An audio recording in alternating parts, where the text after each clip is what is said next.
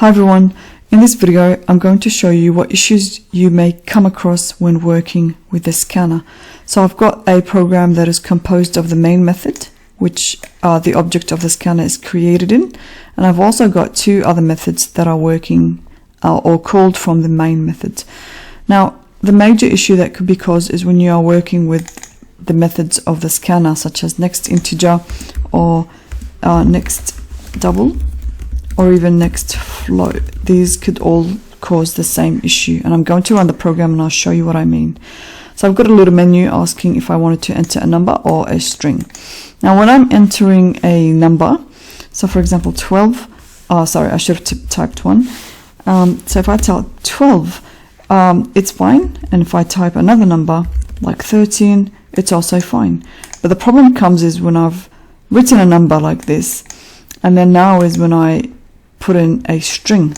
So when I putting a number, so I'm going to enter a number again, I'm putting the value 14. When I hit enter from the keyboard, this is not going to be consumed from the buffer. So the next time I put in a string, and when I'm putting numbers, it's not going to be an issue because the new line is not going to be consumed. But the minute that I'm going to call the nextLine method, that's going to consume the new line that is sitting there on the buffer when I'm putting the value, a number value, and then I hit enter.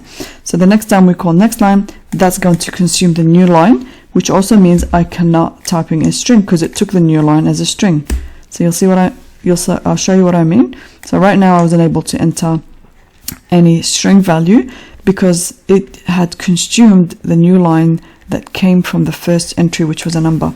So again, I'm putting a value 12, and now when I'm putting a string, when the next line is called up, that's going to consume the new line. So the fix is pretty easy. The best thing to do, and this applies to even calling nextDouble and nextFloat, it is the same issue. Okay. Now the best thing to do is to always call the nextLine method whatever entry you're getting, and then from there convert that data into its appropriate data type, or pass it into the appropriate data type. So I'm going to show you what I mean. Now this is going to complain because a number is an integer, but using the wrapper class integer, and now I'll call the parse to int method, and this will be passed from string to the number. This way you'll never run into issues of the scanner issue that I showed you.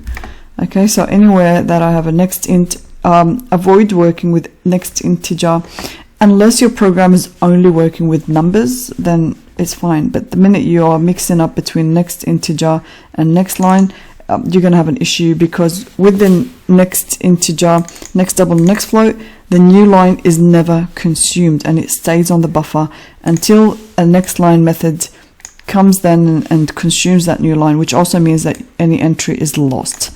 Okay, so this is the safest way to avoid getting into problems of the scanner problems.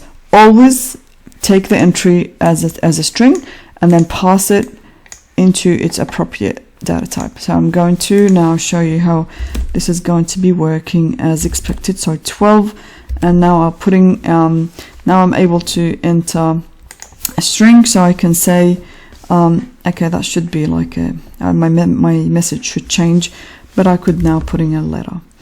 I could put more letters, example, and now I can put numbers like I want. Okay, so it's not an issue anymore. Okay, that's it. I hope this was helpful for you, and I'll see you in the next video.